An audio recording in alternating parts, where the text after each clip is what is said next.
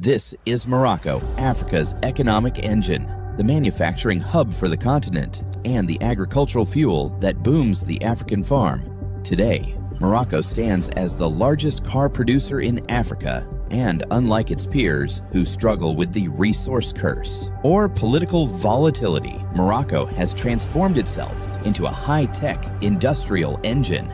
Every so often, a country makes a move that almost nobody notices until it starts reshaping an entire region's economy. For decades, North Africa was largely seen as a region built on farming, oil, and tourism. It was a place that exported raw materials, Moroccan phosphates or Libyan oil, and sat largely outside the sophisticated global manufacturing supply chains. If you were a CEO in Germany or France, you looked to Eastern Europe or Southeast Asia for your factories. Morocco was just a place for a holiday.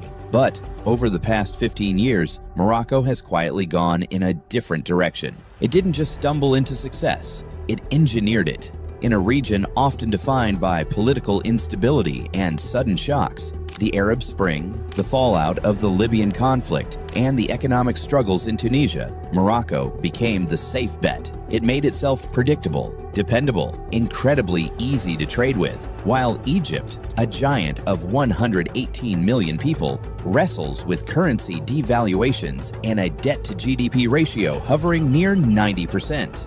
Morocco has maintained a steady growth rate of 3 to 4% and positioned itself as one of Africa's most financially stable economies. Today, we look behind the tourist image of Morocco to see the real numbers. A nation of 38 million people that has built Africa's most diversified economy, a country that has overtaken South Africa in automotive production and is now challenging the global giants of aerospace. This is the story of how Morocco became Africa's new strategic powerhouse.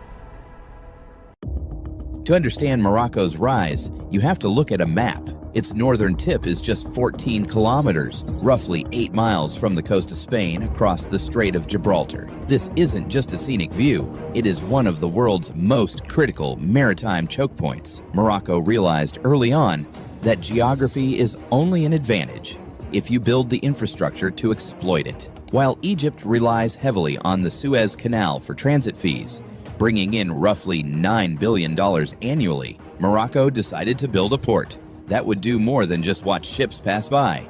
They built Tanger Med. Today, this is Africa's largest container port and one of the most strategic in the world.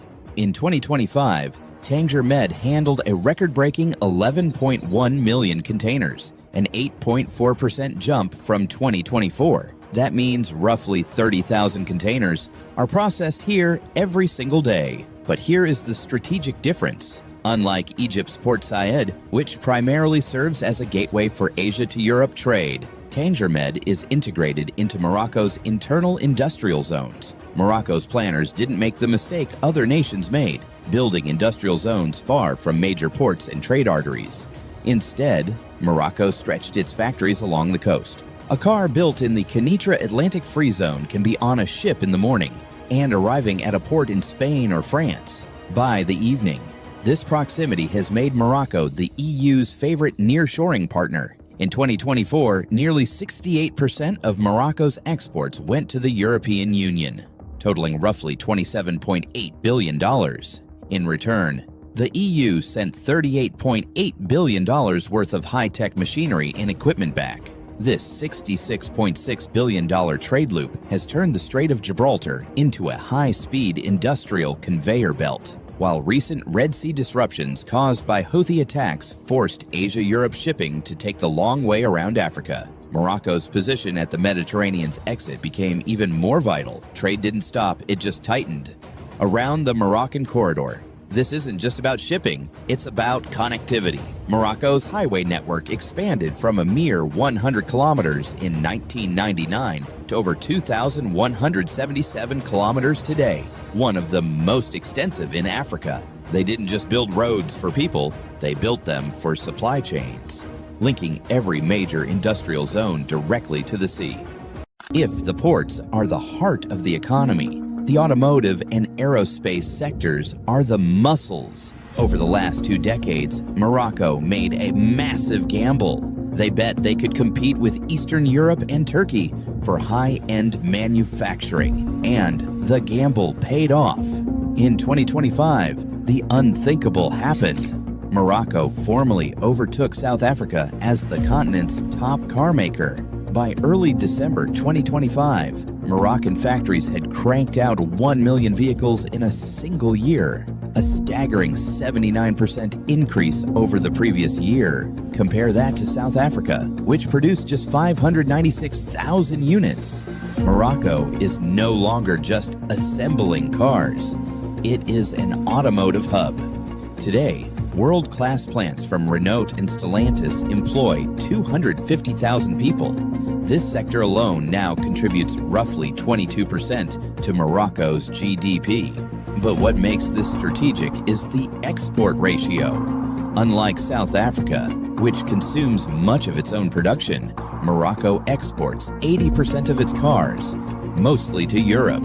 They are even producing electric vehicles, like the Citroën Ami, and they have successfully attracted Chinese firms to build battery plants on Moroccan soil, bypassing EU-China trade tensions. Then, there is the aerospace sector, an industry that was non-existent in Morocco 20 years ago. Today, it is a flagship of the nation's Silicon Valley ambition. Morocco now hosts 150 aerospace firms, including suppliers for Boeing and Airbus. Morocco is quietly leveraging its most powerful advantage, phosphates. Controlling over 70% of global reserves, it has become a soil superpower in an era of food insecurity. And through OCP Group, the country is moving beyond raw exports toward high-value, customized fertilizers that boost yields across Africa and generate billions in revenue. At home, agriculture is booming under the Green Morocco Plan, making Morocco Europe's go-to supplier for off-season produce. To sustain this growth, Morocco is investing heavily in solar energy, aiming for over 52% renewable electricity by 2030 and up to 70% by 2040, with major projects like Noor Ouarzazate reducing energy dependence. And then there's tourism. By 2025, Morocco overtook Egypt, attracting nearly 20 million visitors and generating over $13 billion in a single year. With stability on its side, Morocco is turning its resources, agriculture, clean energy, and culture into a powerful multi-billion-dollar growth engine. None of this would be possible without Morocco's stable political climate. In a region marked by coups, sanctions, and economic crises, Morocco's monarchy has provided long-term consistency and investor confidence. Global agencies like S&P have recognized this progress, recently upgrading the country's rating. After rising during the pandemic, public debt has been reduced to around 67.7%, and the budget deficit is steadily improving toward a healthier 3%. But the story isn't perfect. Morocco still operates as a two-speed economy.